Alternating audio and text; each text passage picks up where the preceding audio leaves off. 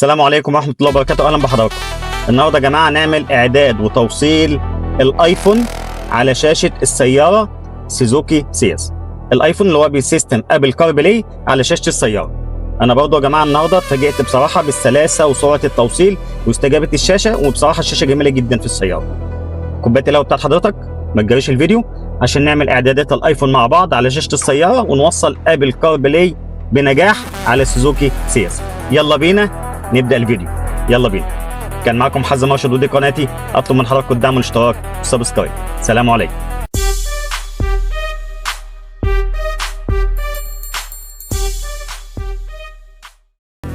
السلام عليكم ورحمة الله وبركاته. اهلا بحضراتكم. نبدأ اعدادات توصيل الايفون على شاشة السيارة عشان نفعل ابل كار بلاي. نبدأ كده، عندي هنا الاعدادات نضغط عليها، ومن تحت اختيار هنا يا جماعة، هنا من تحت اختيار عام، نيجي هنا نختار مدة استخدام الجهاز، نضغط عليها كده.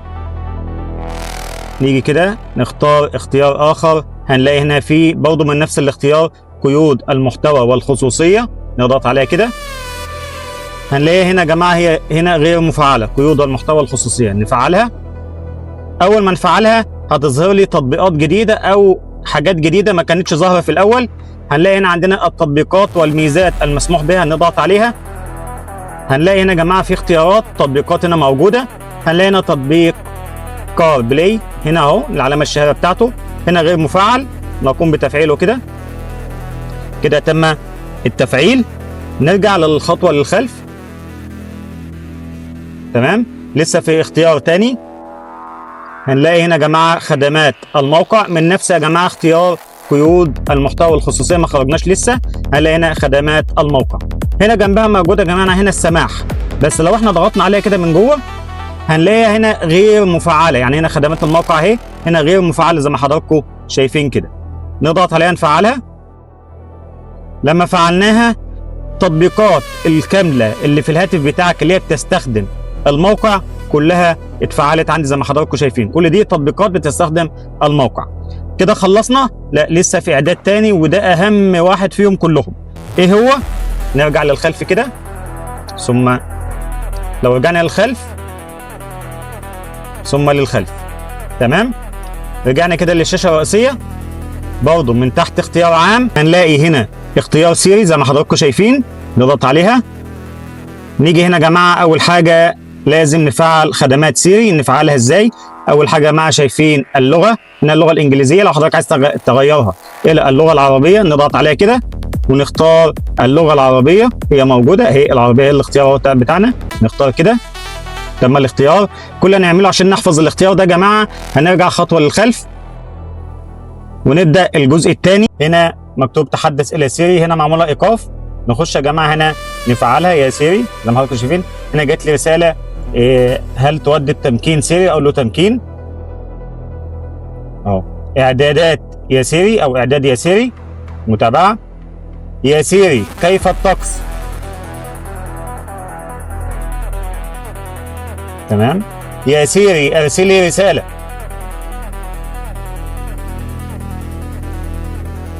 يا سيري عين مؤقتا لمده 3 دقائق. يا سيري اعرض موقع منزلي على الخريطه.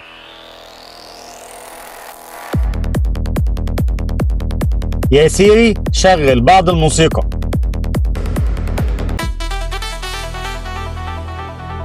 ودي الخطوه الاخيره كده. هنا كاتب لي سيري جاهز. لو ما عملناش يا جماعه الاعداد ده، اعداد سيري بالذات، توصيل ابل كار بلاي مش هيتم. اقول له تم كده، السيري جاهز معايا. وهنا لو عايز اضغط على الزر الجانبي اللي اضغط سيري ممكن افعلها، اللي هو المفتاح ده. طبعا اضغط كده يا سيري مساء الخير. كده جاهزين يا جماعه على التوصيل.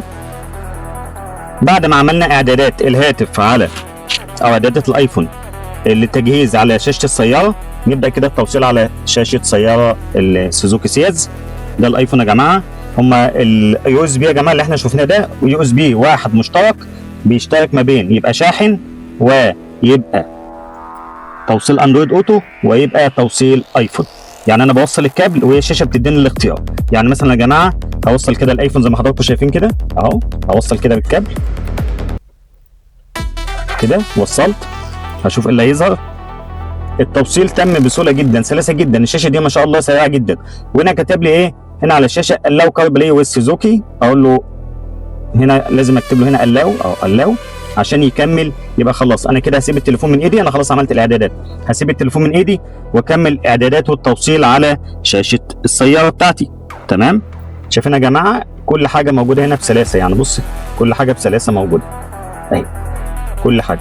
هنا بيقول لي فتح خريطه جوجل. لو انت عايز تفتح هي موجوده، هي خريطه جوجل مابس موجوده عندي زي ما حضراتكم شايفين. والايه والايقونه الشهيره اللي احنا ايه عملنا عليها فيديو ازاي تغيرها. اللي حضرتك عايز صورتك الشخصيه تحطها، او تحط صوره حد عزيز على حضرتك. لو احنا فتحنا كده يا جماعه خريطه جوجل كده وكتبت له مثلا اي عنوان في البحث، مثلا اي عنوان، اقول له العمل مثلا، البيت. الاتجاه مباشرة إلى الغرب. الاتجاه مباشرة إلى الغرب. لو قلت له مثلا هنا الاتجاهات، شايفين يا جماعه بيديني الاتجاهات كلها ازاي. عايز اخرج من القائمه دي، شايفين يا جماعه تجميعة القوائم اللي حضراتكم المعروفه الشهيره دي، اضغط عليها كده. الايفون خريطه ايفون شغاله معايا برضه، كل حاجه شغاله معايا يا جماعه. الشاشه سلسه، والاسماء لو حضرتك عايز تجيب الاسماء نفس كده، كل حاجه موجوده شغاله معاك، كل حاجه. والرسائل والواتس انغامي كل حاجه شغاله معايا.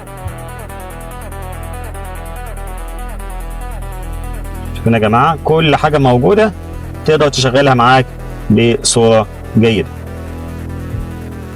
شوف اختار حتى اشوف يا جماعه.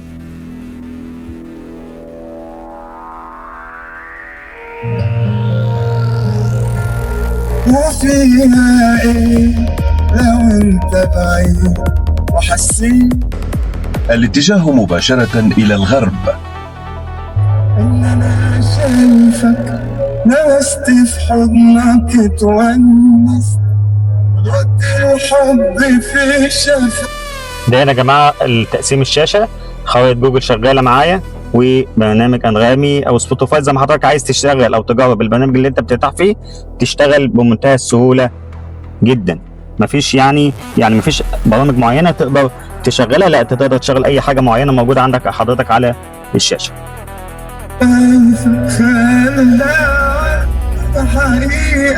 هوقف عشان حقوق البث والفيديو ما يقفش معايا. كده يا جماعه الحمد لله انتهينا من توصيل ابل كاربلاي على شاشه سياره سوزوكي. كان معاكم حازم راشد، ودي قناتي. اطلب من حضراتكم الدعم والاشتراك والسبسكرايب. شكرا لحضراتكم، سلام عليكم.